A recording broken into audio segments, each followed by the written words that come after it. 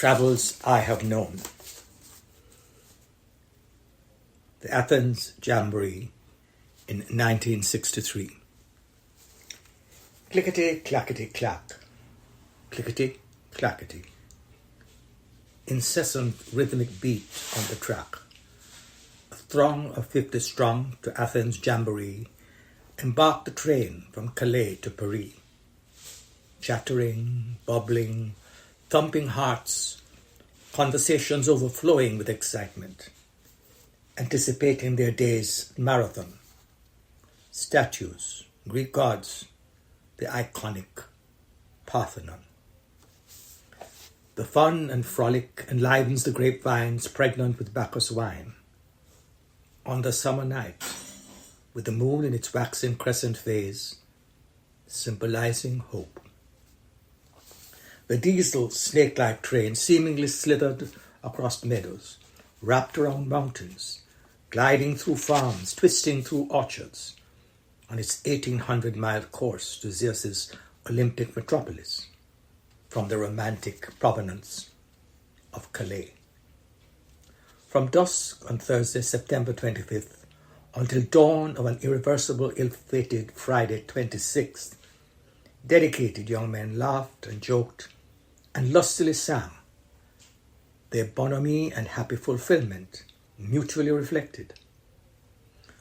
On display, as they make joyful together, the vibrancy of youthful bodies capped by superlative hippocampi. And so they danced. They danced the Zorba the Greek dance, and they felt at peace with the world, happy for themselves and for European spirits touched by the noise of the train, no one ever wanting the happiness to end.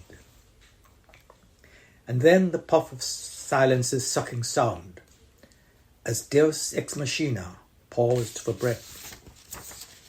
Something had gone wrong.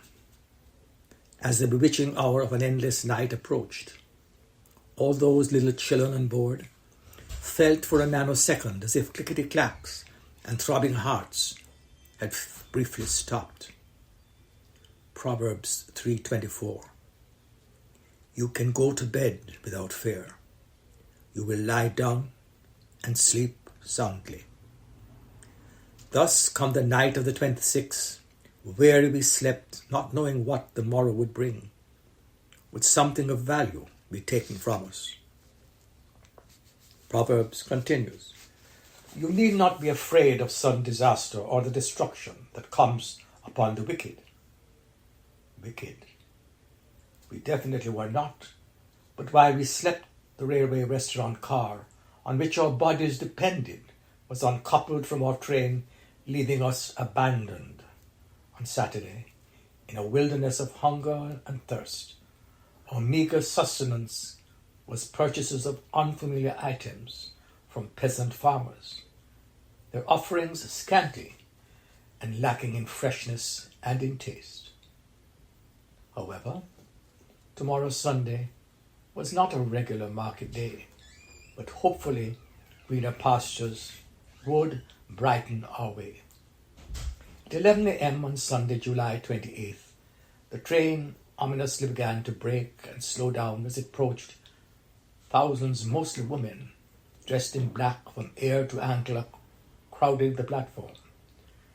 Skopje, in Macedonia, near where we were, had been 80% destroyed by a massive earthquake on the morning of 26 July.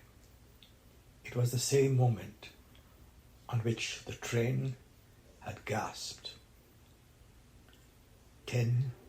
70 people killed, 300 people injured.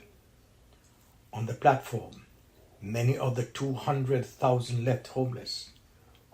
Children, terrified, hanging on to the women with sunken, sleep-denied eyes, stared blankly at the unmoving train, at the passengers inside, looking out. I pondered on the difficult times we were living in.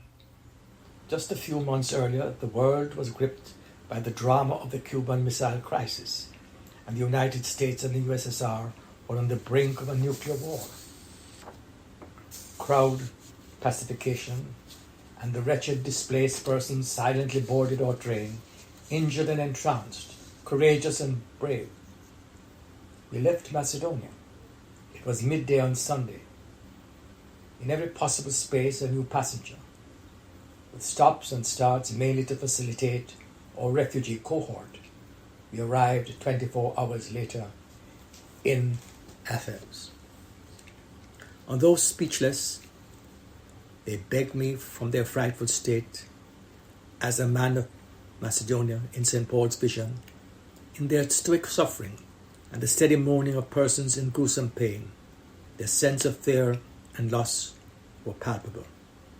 Anguished, careful voices, timidity in every step they made, were like the vision that spoke volumes to my sadness of their plight and condition, reaching into the tender recesses of my soul.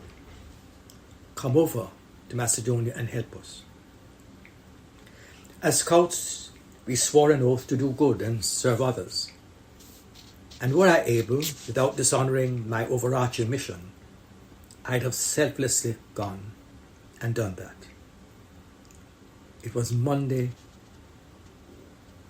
July 29th, 1963. Surrounding us were the usual tourist wish list: the Acropolis, Temple of Olympian Zeus, Theatre of Dionysius, and the statue of Pericles, Plato, and a famous marble sculpture, the Winged Victory of Samothrace.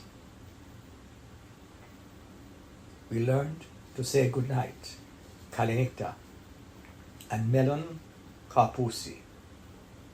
But the male population as a whole looked downtrodden, unlike the imagined Greek heroes of antiquity and philosophers of a great civilization that brought bright ideas and music and art, athletic sportsmanship, and the wealth of wisdom to planet Earth. Crown Prince Constantine, with whom I served on a youth empowerment committee, also fell short of my expectations. A couple of years later, he would ascend the throne, but between himself, his father, and the military, the monarchy was overthrown. And Constantine, unsurprisingly based on my observation, was exiled. The Jamboree was a global success for democracy and diplomacy.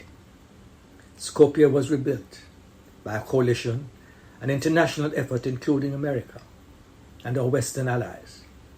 Also, from behind the Iron Curtain, a cooperating Russia came in from the cold to assist.